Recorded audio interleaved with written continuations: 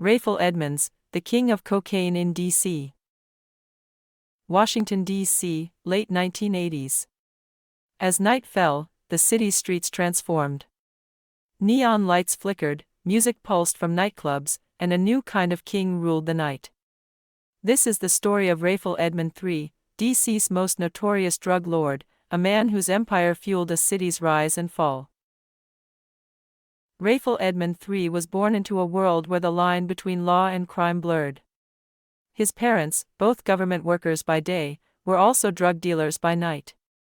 From a young age, Rayful was surrounded by adults who taught him the family business, not just how to survive, but how to thrive in a city that offered few opportunities. Rayful's talent on the basketball court earned him a college scholarship, but the streets called louder. He dropped out of school and returned to the neighborhood, where he met Cornell Jones, a local kingpin who saw potential in the young man.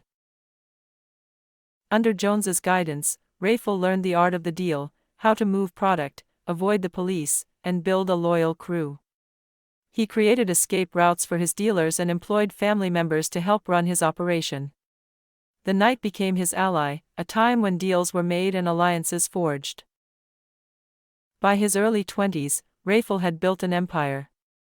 He controlled nearly 60% of DC's crack market, moving up to 1,700 pounds of cocaine a month and earning millions every week. He spent lavishly, on cars, clothes, and parties that became the stuff of legend. Rayful's success came at a price. The crack epidemic ravaged D.C., turning the city into the murder capital of America. Hospital emergency rooms overflowed, and the murder rate soared. Violence became a fact of life. Over 30 homicides were linked to Rayful's crew, and the city's streets grew increasingly dangerous. Despite his generosity to the community, Rayful's empire fueled chaos. The city's streets became battlegrounds, and trust was hard to find. Rayful became a folk hero to some, a symbol of danger to others. Law enforcement couldn't ignore the chaos. For years, detectives worked undercover, gathering evidence through wiretaps and informants. The city was determined to bring Rayful's empire down. On April 15, 1989, the net finally closed. Rayful was arrested at his girlfriend's house, and raids swept through the city, targeting his family and crew. Jurors were protected by bulletproof glass, and over 100 witnesses testified. The trial was a media circus.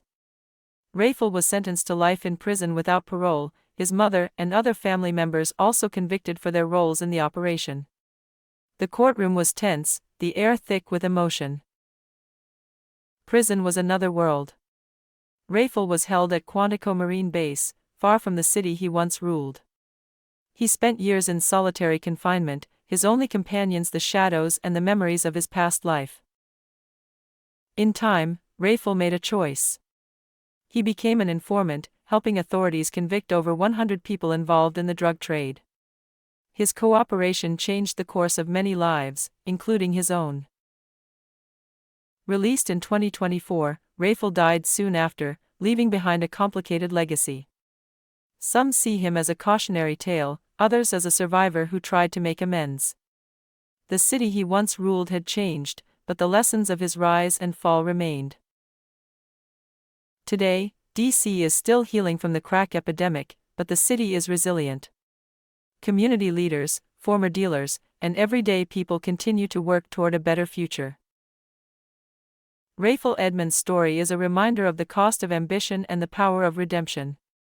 It's a story of a city, a community, and a man who rose to power, fell from grace, and left a lasting impact on the streets that shaped him. For more true crime stories from the streets that shaped America, subscribe to Crime Town TV.